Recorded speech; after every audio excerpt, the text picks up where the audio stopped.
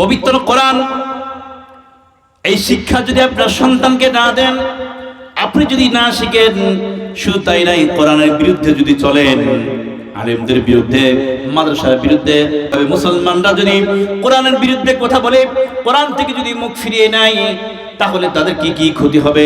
সন্তানকে যদি কোরআনের শিক্ষা না দেয়, তাহলে সন্তান আপনার সাথে কেমন ব্যবহার করবে।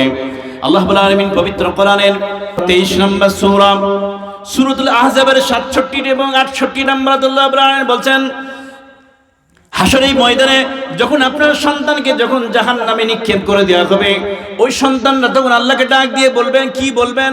আল্লাহ রাব্বুল আলামিন শোনাচ্ছেন, ওয়াকালু রাব্বানা ইন্না আতা'না সাদাতানা ওয়া কুবরানা ফাআদাল্লুনা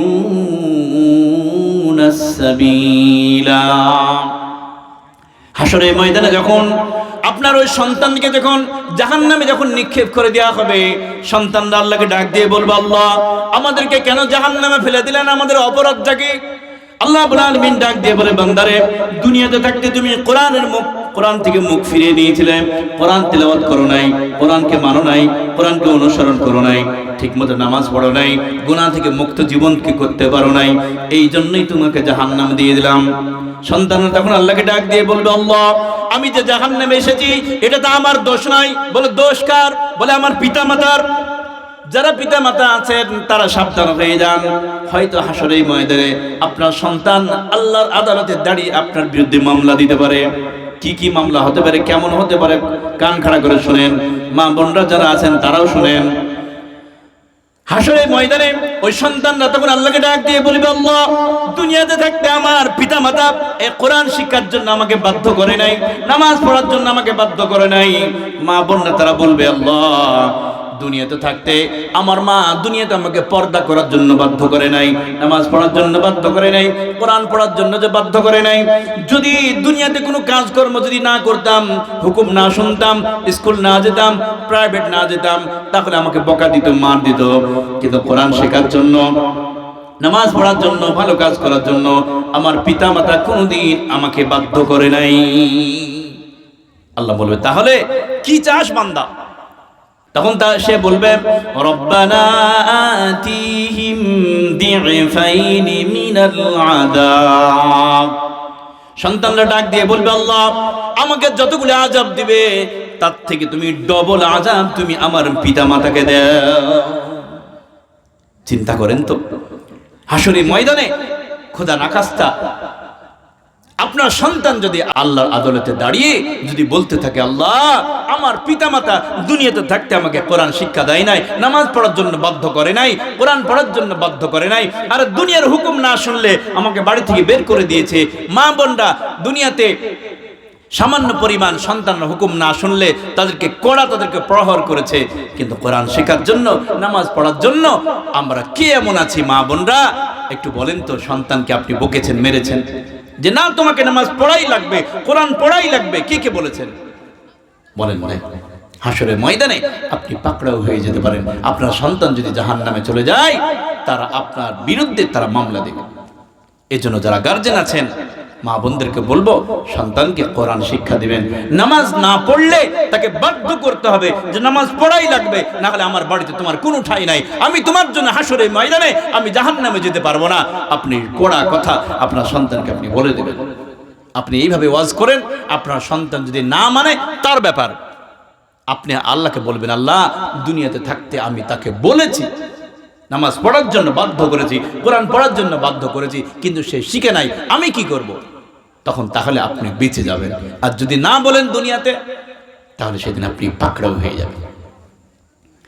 আপনি যদি বলেন, হুজুর তো সন্তানরা যদি আমাদের বিরুদ্ধে চলে, আমার নবী তো খুব দরদের মানুষ, তিনি তো আমাদেরকে এত মহাব্বত করেন, এত ভালোবাসেন, হয়তো আবার নবী আমাদের জন্য সুপারিশ করে আমাদেরকে বাঁচিয়ে দিবেন।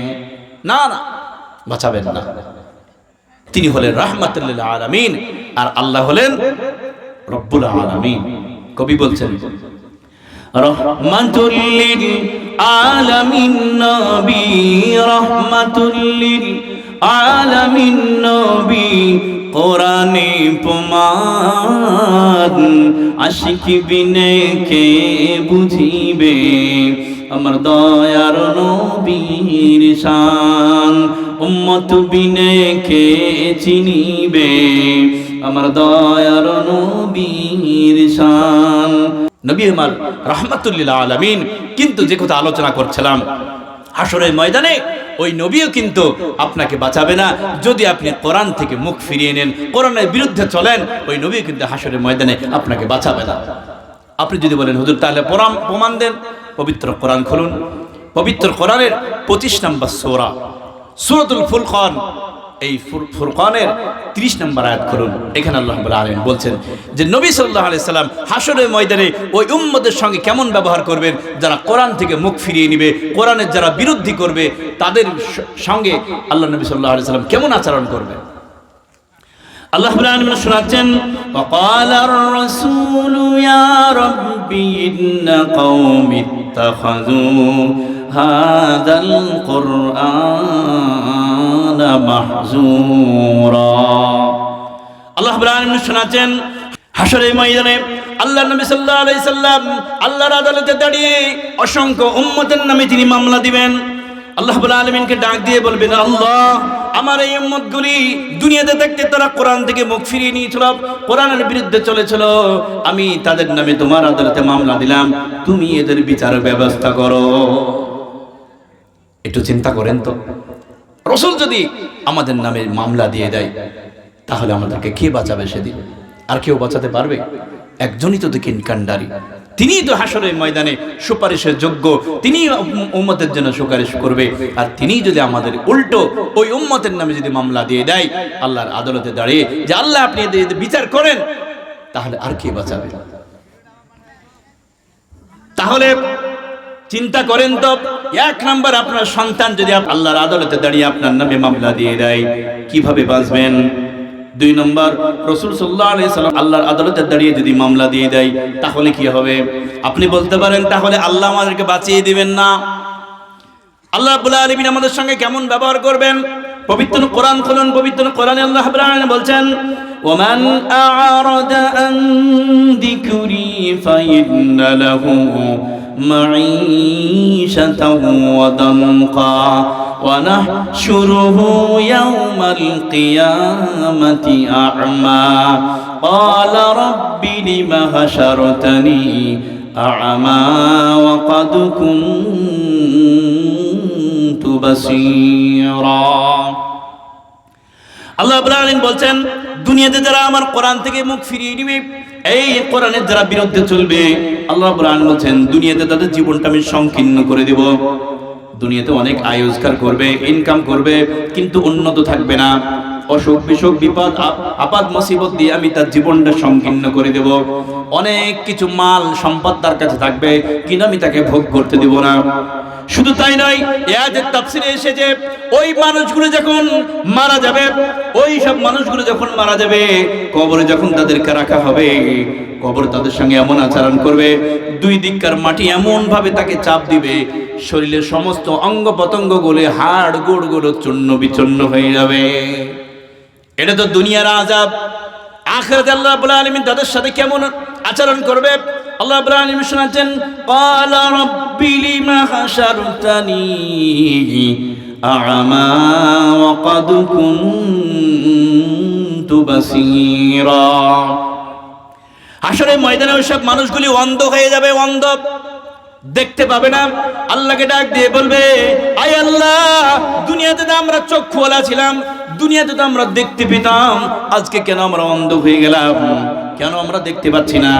আল্লাহ রাব্বুল আলামিন ডাক দিয়ে বলবে, বান্দা, দুনিয়াতে থাকতে কোরআনের বিরুদ্ধে করেছিলে, কোরআন শিখো নাই, উল্টিয়ে কোরআনের বিরুদ্ধে তুমি চলেছিলে, মাদ্রাসার বিরুদ্ধে করেছিলে, আলেমদের বিরুদ্ধে তুমি চলেছিলে, এই জন্য কোরআন থেকে যেমন মুখ ফিরিয়ে নিয়েছিলে, আমিও আল্লাহ হাশরের ময়দানে তোমার কাছ থেকে মুখ ফিরিয়ে নিলাম। এবার চিন্তা করেন তো, যদি আপনার সন্তান আপনার নামে যদি মামলা দেয়, রাসূল সাল্লাল্লাহু আলাইহি সাল্লাম যদি মামলা দেয়, আল্লাহ রাব্বুল আলামিন যদি বলে, বান্দা, আমি তোকে তোর কাছ থেকে আমি মুখ ফিরিয়ে নিলাম, তাহলে সেদিন কে বাঁচাবে? বাঁচানোর কেউ থাকবে ভাই?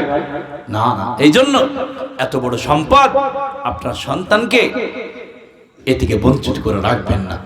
সন্তানকে কোরআনের শিক্ষা দিবেন।